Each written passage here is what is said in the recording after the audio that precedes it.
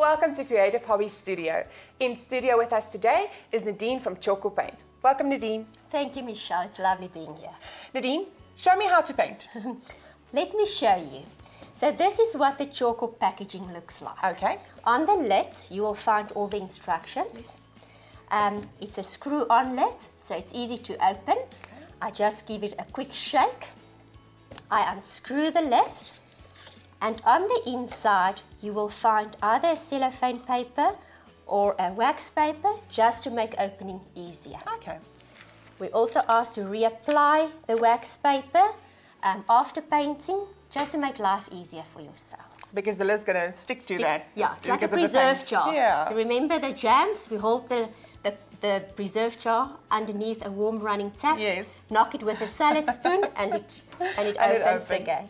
So I use a good quality brush, Okay. just so that the bristles don't... Fine bristle brush, isn't it? Yeah. And that it doesn't... give you that streaky... The bad quality brushes usually give that streaky finish. And they lose their bristles They do. as well. So I dip it into my paint. You will see the consistency is beautiful. You don't need to work with a wet brush or add water to your paint. The consistency remains a perfect, creamy, smooth consistency. That's lovely. And then I start painting. So it's easy to apply and creamy and smooth. And there it's painted.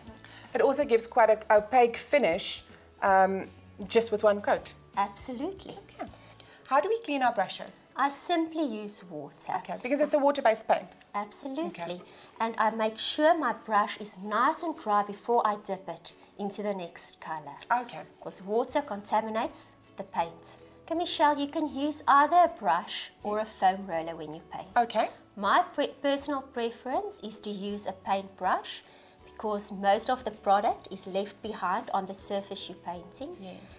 If you want a more of a smooth coverage, I use a foam roller while the paint is still wet, and very lightly I just roll onto that surface. This is specifically a very useful tip when you paint kitchen cupboard doors. Okay. I would like to see a bit of a dry brushing technique.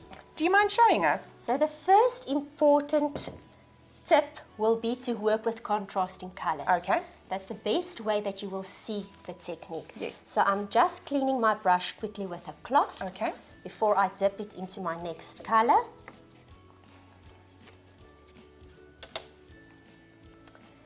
So very important, dry brush is exactly what the technique tells you.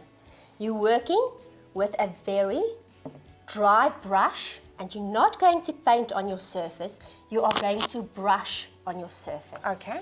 So over here, I've already painted my first coat. Yes. I make sure I have something next to me where I can remove most of the paint. Sure. I make sure the paint is evenly distributed on all the paint bristles, and very lightly, I just brush on the surface I've painted. So this creates a very subtle, distressed finish. That's beautiful. Thank you, Nadine. Watch our Facebook pages for more.